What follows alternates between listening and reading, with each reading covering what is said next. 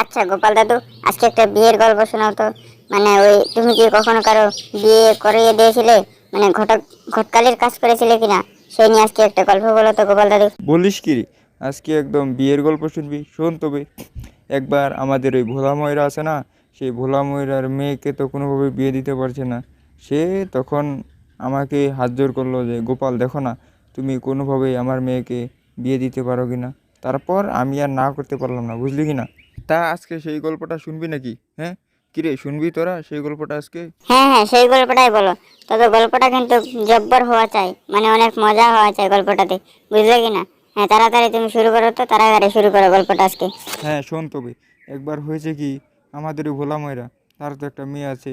মেয়েটা তো বড় হয়েই চলেছে, কিন্তু বিয়ে দিতে পারে না। তারপর ভোলা ময়রা আমার কাছে এসে অনেক অনুরোধ করলো। তারপর আমি আর না করতে পারলাম না। তারপর সে তার মিষ্টির মানে রসগোল্লার লোভ দেখালো। সে তোরা তো জানিস আমি রসগোল্লা খেতে কেমন ভালোবাসি। তারপর আমি আর না করতে পারলাম না, বুঝলি কি না। তারপর তার মেয়েকে বিয়ে দেওয়ার ভার আমি আমার কাঁধে তুলে নিলাম। সেই ঘটনাটাই আজকে তুই বলবো। হ্যাঁ হ্যাঁ, অত বলবো বলবো না করে তুমি গল্পটা শুরু করো তো, তাড়াতাড়ি শুরু করো।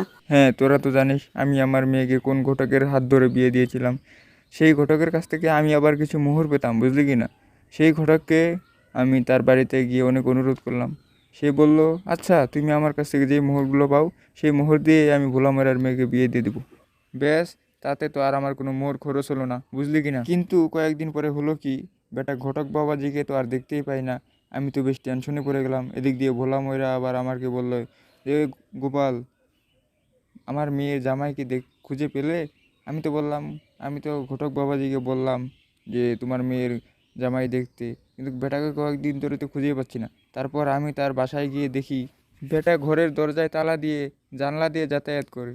আমিও আবার করলাম কি, সন্ধ্যার সময় চুপি চুপি তার বাসায় গিয়ে দরজায় আমি তালা দিয়ে দিলাম আর জানলায় তালা দিয়ে দিলাম।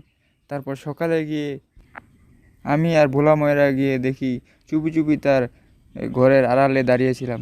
তারপরে একটু পরে বলবি কি, তার যেই না বাইরের বেগ পেল, সে তো হুম্বিতুম্বি করা শুরু করলো ঘরের ভেতর।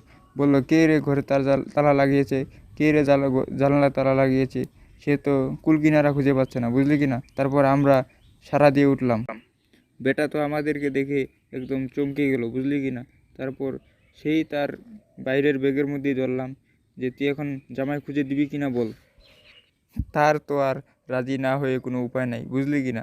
তারপর সে রাজি হয়ে গেল। তারপরের দিন ভোলা ময়রার মেয়েকে এক জামাই দেখে বিয়ে দিয়ে দিল। সে বলবে কি, জামাইখানা ওই আমার জামাইয়ের মতো লাজুক টাইপের। বেটা ঘটককে ধরে তারপর কিছু মোহর হাতিয়ে নিলাম, বুঝলি কি না। আমার এদিক দিয়ে লাভ হলো, ওদিক দিয়ে লাভ হলো।